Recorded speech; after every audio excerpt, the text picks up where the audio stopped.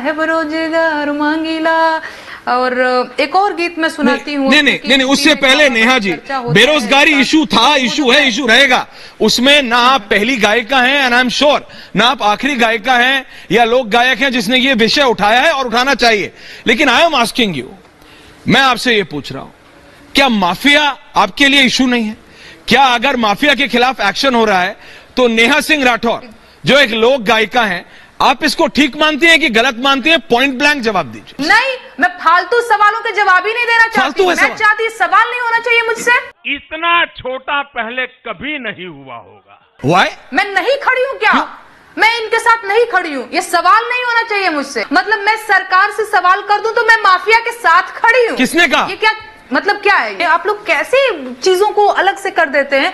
मेरे गाने में एक लाइन बता दीजिए जिसमें मैंने माफियागिरी को प्रमोट करने वाली मैंने कब कहा? दरअसल वायु भोजपुरी सिंगर नेहा सिंह राठौर की ये गाना यूपी में कावा वर्षन 2 निकलते ही योगी सरकार की हर जगह पे जम के फजीहत होने लगी, क्योंकि उसमें कानपुर देहात की माँ बेटी को जिंदा जलाने वाला घटना को गाने के रूप में सबके सामने लाया गया, जिसमें योगी सरकार और उनके प्रशासन को काटघरे में खड़ा किया गया। जिसके बाद कानपुर पुलिस ने नेहा जी की दिल्ली की एड्रेस पे नोटिस भेज दिया। कानपुर पुलिस का दावा है ये नेहा सिंह की इस गाने से समाज का माहौल बिगड़ रहा है, पर नेहा सिंह कहाँ रुकने वालों में से है। योगी सरकार की इस घटना को लेके उनकी आवाज और भी बुलंद करने लगे। उसी के चलते रिपब्लिक मीडिया को दिया गया एक इंटरव्यू में गोदी मीडिया के पत्रकार को सबके सामने अपने तीखे अंदाज में ऐसा शर्मिंदा किया कि पत्रकार महोदय आग बबूला हो गए। गोदी पत्रकार ने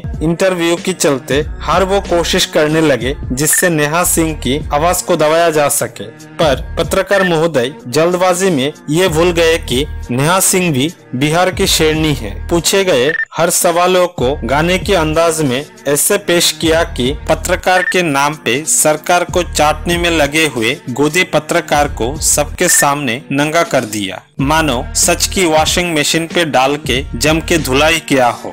और अगर हम टीआरपी के चक्कर में कुछ भी लेकर आगे आ रहे हैं तो अगर उस पर हमें नोटिस आता है तो वो हमें खुद ही झेलना है, ना कि पब्लिक के आगे शोर मचा के रोकर कुछ होने वाला है। मैंने भजन लिखा, यही से लाए हैं हम उनको लाएंगे। हाँ, वो आपका बहुत पॉपुलर है। 2022 की लेट मी कंप्लीट। ये महिमा मंडन करने वाले लोग हैं, ये सही से कह नहीं पा रहे हैं कि नेहा को जो नोटिस मिला वो गलत मिला। ये महिमा मंडन क्या बात करेंगे? इतना डरपोक आदमी लोग गायब कैसे हो सकता है? ये लोग फ्लेक्सिबल लोग हैं।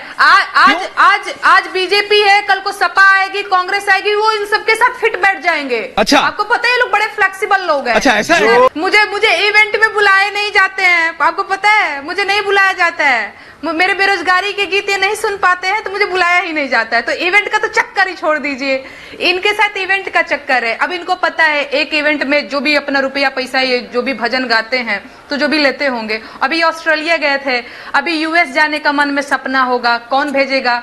पार्टी फंडिंग करती है इन लोगों की, इन जैसों की, है ना। ये कोई पहली बार नहीं हो रहा है, वो राजा महाराजाओं के जमाने से सरकारी चाटुकार भाट जिनको बोलते थे, दरबारी कवि बोलते थे, दरबारी गायक बोलते थे, तो कोई बहुत बड़ी बात नहीं है। वो परंपरा का ये कहीं ना कहीं वाहक है ये लोग, चाटुकार परंपरा का। तो ठीक है, इन लोगों का अपना घर दुआर रोजी रोटी चल रहा है, चलने देते हैं।